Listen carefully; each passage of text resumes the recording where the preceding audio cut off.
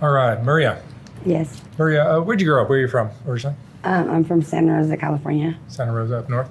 Yep. And tell me about your family growing up. You had both your mom and dad? I didn't have my dad up until recently. I had my mom, but I was in and out of foster homes. So I really didn't have them. I had them in my life. I had my mom in my life, but my dad, just until recently, I didn't have him in my life. But you were in foster? Yeah, I was in foster homes. Why did your mom lose you? Because she was a really bad alcoholic and she did drugs. And she was always getting raided by the cops. She sold drugs. So. How was the foster system for you? It wasn't as bad as some stories that I heard, but I stayed with the same foster family, like more or less the whole time that I was there, which is up until 13, because at 13 I tried to kill myself. And they sort of just washed their hands of me after that. You tried to kill yourself at 13? Yeah, and I've been, that's where everything started, you know, like more or less. Well, actually it started before then, but that's where it really got intense, so. And you've tried suicide since then as well?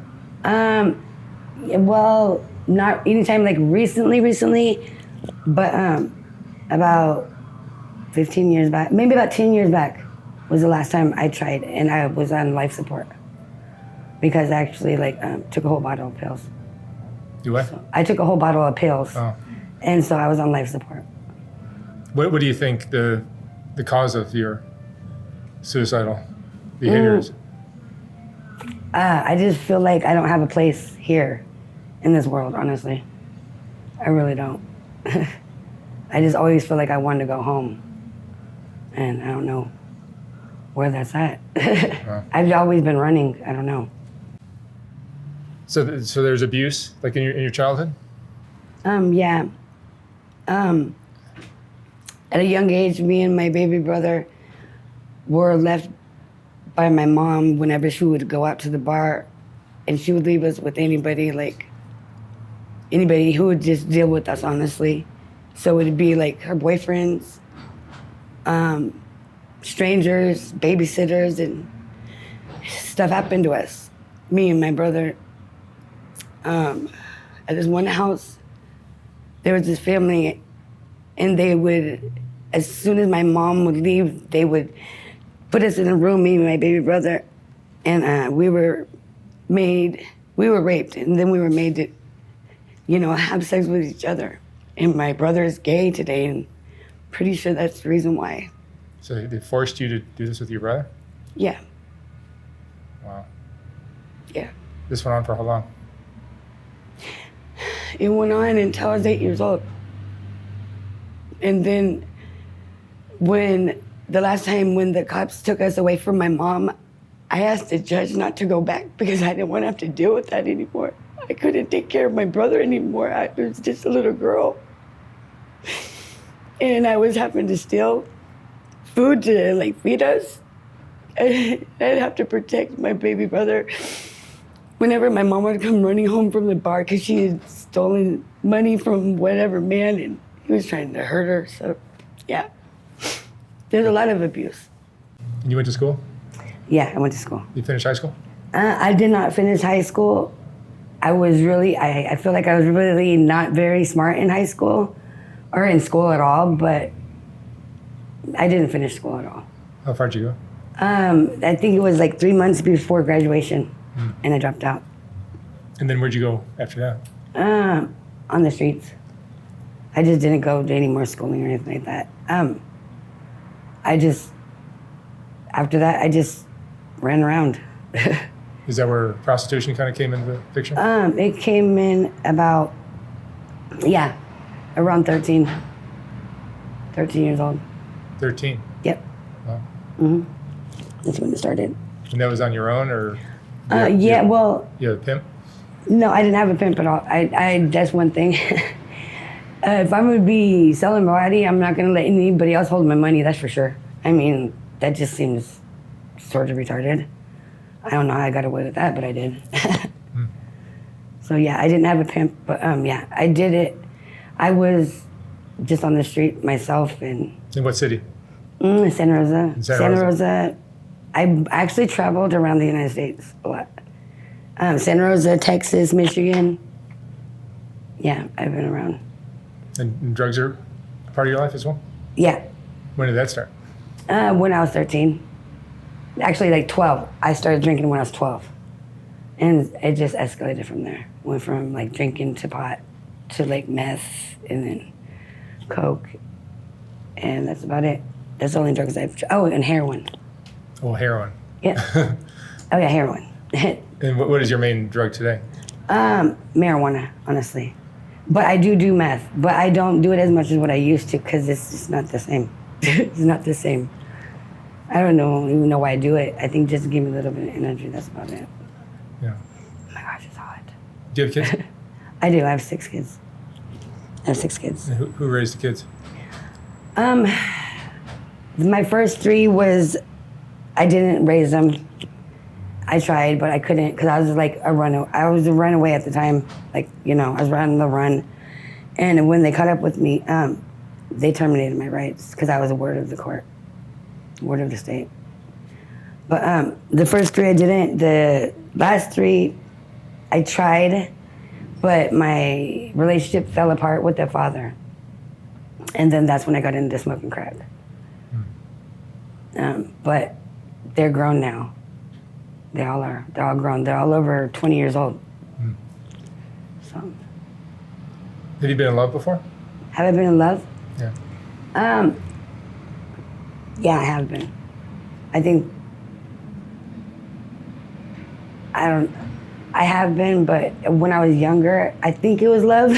I'm not really sure if it was love, if it was lust, but yeah, I'm pretty sure it was one of them. Pretty sure it was love, but that's what I think I need to work on while I'm, in this life is unconditional love, because I thought that I might have experienced it with my kids, but I don't know, it's hard. Do you feel like you were loved as a child? No.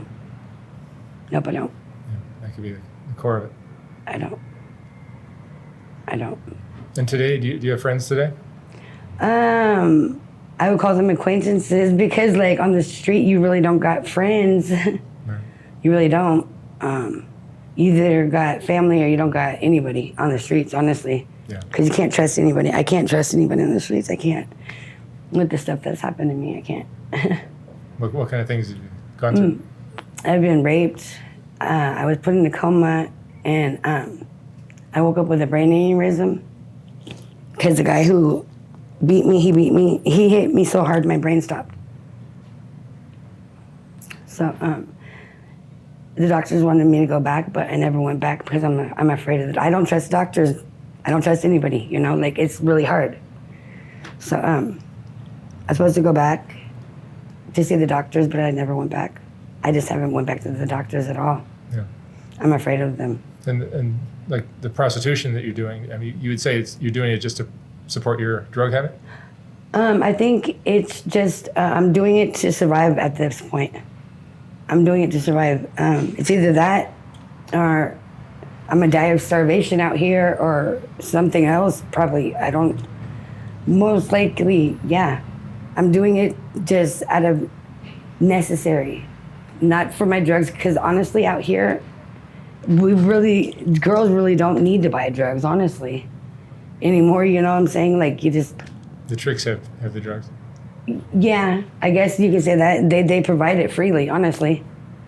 I'm doing it just to survive, just to make it through the day, just to make it to the next day, honestly. To have food in a motel room? Huh? Food in a motel room? Yeah, if I even if I do that much, because I'm out there, but it's I have the same people, the same ones. I try not to go to too many new people because I don't trust them, and I've had really bad experiences. Like I said, I was put in a coma. I was raped. I was raped when I was sleeping. Didn't know about it until a few days later because like it was bad. The person who raped me left an object up inside me. I didn't even know until a few days later, and I almost died. You know, it was crazy. But there's just like a lot of things that have happened to me. You know, like I don't know, just that have just traumatized me. I'm traumatized now, and I don't think I'll ever be in any kind of productive or like successful relationship. I don't think that that's for me in this life, honestly. I don't. What kind of emotions do you go through? What kind of emotions I go through? I don't like myself very much. I don't, because I didn't do what I was supposed to do in this life, you know. I don't think I did. What do you feel is your biggest regret? Not being the mom that I needed to be to my kids. That's a hard one. You still talk to your kids? I do, but they're really upset at me. But that's okay because they're allowed to be. You know, they're allowed to be because I didn't do my job. And that's why I'm trying to like get off of the mess. I'm trying because I want to meet my grandchildren. Before I die, I want to meet my grandchildren. I want to. Because I see bits and pieces of me and my mom in them, and it's like, I want them to remember me, not as a memory, but, you know, I want them to remember me, and I want to be able to give them something positive to remember me by and to walk in this life with. Do you feel like you're walking in your mom's footsteps, kind of? Exactly. If not worse. I become worse. Because, like, I just don't even call my kids because I don't even really want them to miss me if anything happens. Because I don't want them, their life to be like, I don't know. I just don't want to, like, fuck up their lives, you know? Everything I seem to touch, I turn to shit, it seems like.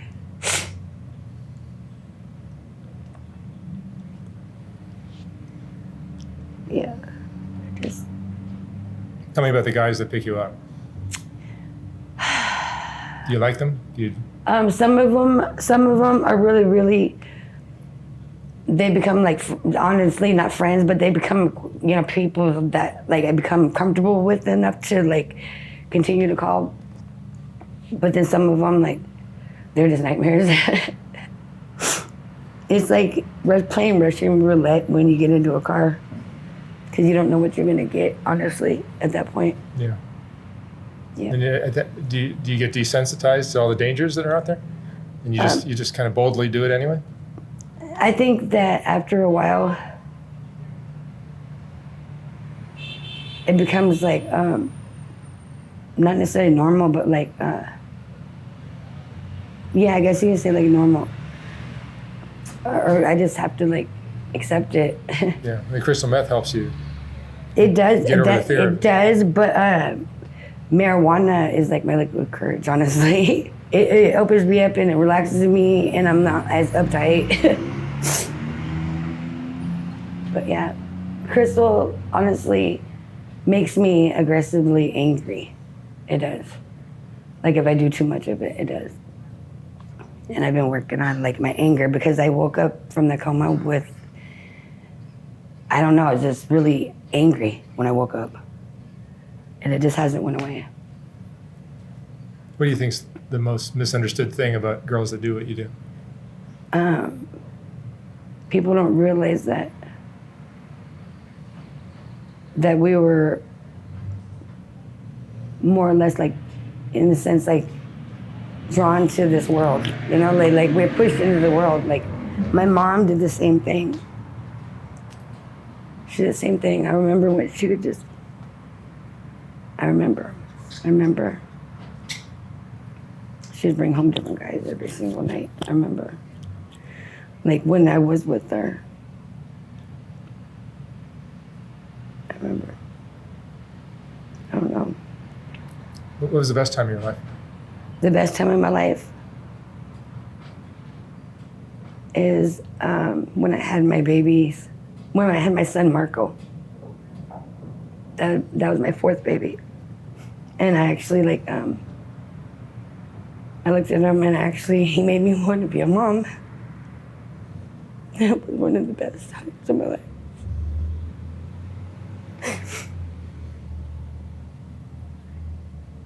Do you feel like there's any way that you could quit, get out?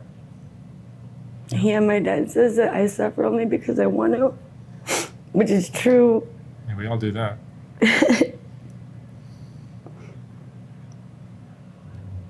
Yeah. To be able to put up with all the hustlers and all the people that are Well, trying that comes naturally though, because I was born into that. Honestly, I was born into this world. It seems like I really was. I was born into the chaoticness. I was born right in the middle of it. I swear, some of my first memories is just of my mother was her beating up my uncle. That was one of my first memories of her, and it's it's a lot. Being out here is a lot. But I'm not gonna say it gets easier, but it does in a sense. It gets easier being out here. It does. I mean, I don't like it, but if I had to live it 1,000 more times, I'd be able to do it because I'm used to it. Yeah. Suffering is not something that is too hard for me. You know what I'm saying? I could do it, and it's really nothing, because I've done it all my life. Yeah, it becomes normal. If that's what normal is for me, then I guess, yeah. Yeah. I mean, I think a life where you're not exposed to all this kind of chaos and danger and all the. And I'm gonna tell you one thing: Los Angeles really is city. Whoa, yeah. This is if you could do Los Angeles, then you could do anything. I'm thinking in the world because I've seen some shit here, man. It's crazy. You've been to other cities. Oh God, yeah. Oh yeah, I've been to other cities, and this is the most buzzing city I swear, in the United States. Because I've been to a bunch of major cities, and this city does not sleep for nothing. And when it does go quiet, it gets really eerie here. So it's I don't know. This has been a learning experience, I guess. Yeah, I've been through I don't know, just like I said, I just met my dad after 32 years. Oh, no, I didn't say that part, but after 32 years, I just met my father, and it's really, really fucked up because he's been in my life all my life, and I never knew about it.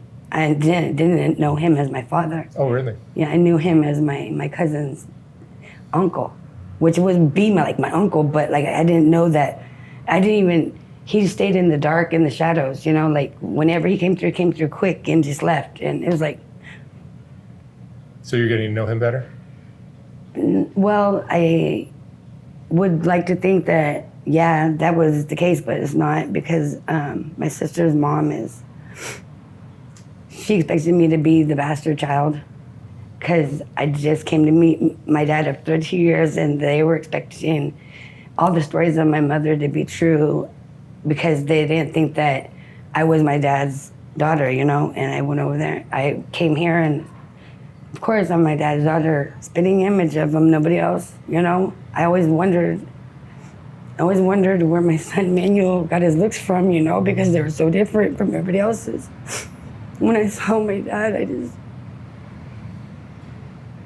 it's crazy. My son looks exactly like him.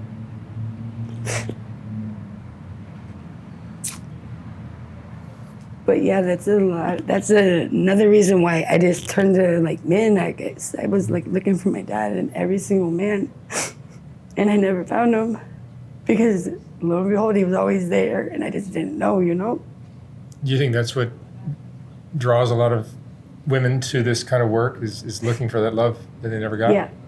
Yeah, because I remember when I was young, and I lived in a boarding house in Petaluma, California, and I lived on the top. I guess the man that my mom was dating, which would be my brother's father, he was running the boarding house, below. There's a lot of Hispanic men down there. And I would always go down there and play. And I remember even at like 3, 4 years old, these men were fucking with me. And my mom never even knew because she was always out at the bar getting drunk. So yeah, I think, I didn't have that father figure. I didn't really have a mother figure, it seems like. So yeah, I do. I believe that, unfortunately, you know, the love from my dad had a lot to do with it, and my mother. What would you say is the most important thing you've learned in your life?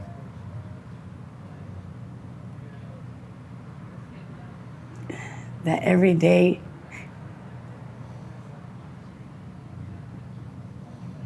everyone should make every day count, because life comes in a blink of an eye. It's gone.